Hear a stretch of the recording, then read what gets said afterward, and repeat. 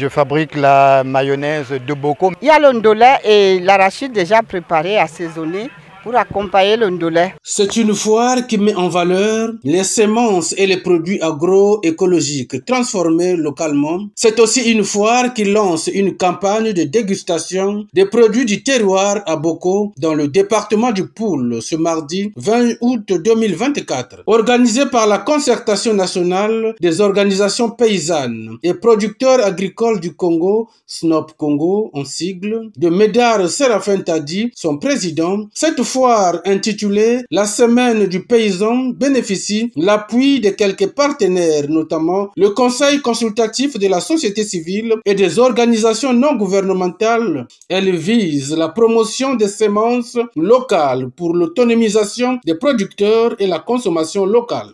La semence locale devrait être la base de la production. Sans réserve de semences, nous n'aurons pas de la production. Parce que vous savez bien que pour manger, on a besoin, pour produire, on a besoin de la semence et on travaille le sol en plantes.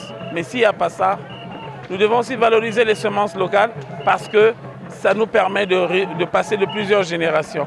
Or, les semences étrangères ou bien travailler sous labo sont des semences qui nous mettent, on appelle les semences KO. C'est-à-dire que vous produisez et quand vous voulez encore produire, vous mangez, quand vous voulez encore produire, vous devez encore acheter.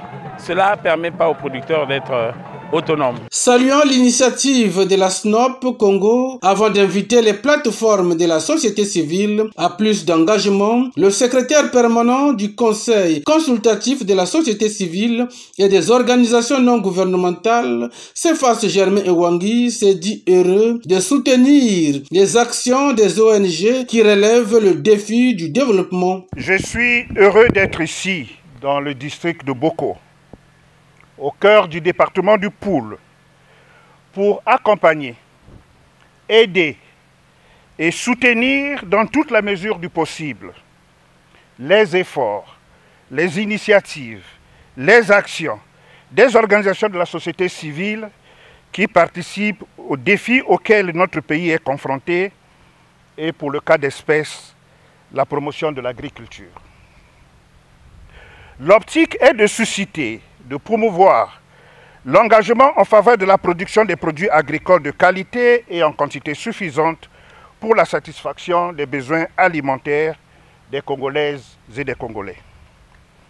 La plus haute autorité de notre pays, Son Excellence, Monsieur le Président de la République, Denis Sassou Nguesso, a toujours rappelé à la conscience collective qu'un peuple qui ne consomme pas ce qu'il produit n'est pas un peuple libre. Les producteurs venus du Gabon, du Cameroun et de la RD Congo n'ont pas manqué de présenter les semences, boutures, plants et produits agroécologiques transformés par les paysans qui ont aussi salué cette rencontre des producteurs de la sous-région. Ça, c'est la citrouille et c'est une variété colombienne. J'avais ramené ces semences et ces semences, j'ai essayé, j'ai expérimenté dans notre coopérative. C'est très important pour nous de participer activement à ce forum qui parle d'agroécologie et qui permet juste de remettre l'agriculture et les semences au cœur de tous nos process de transformation agroalimentaire. C'est pour aussi un partage aussi,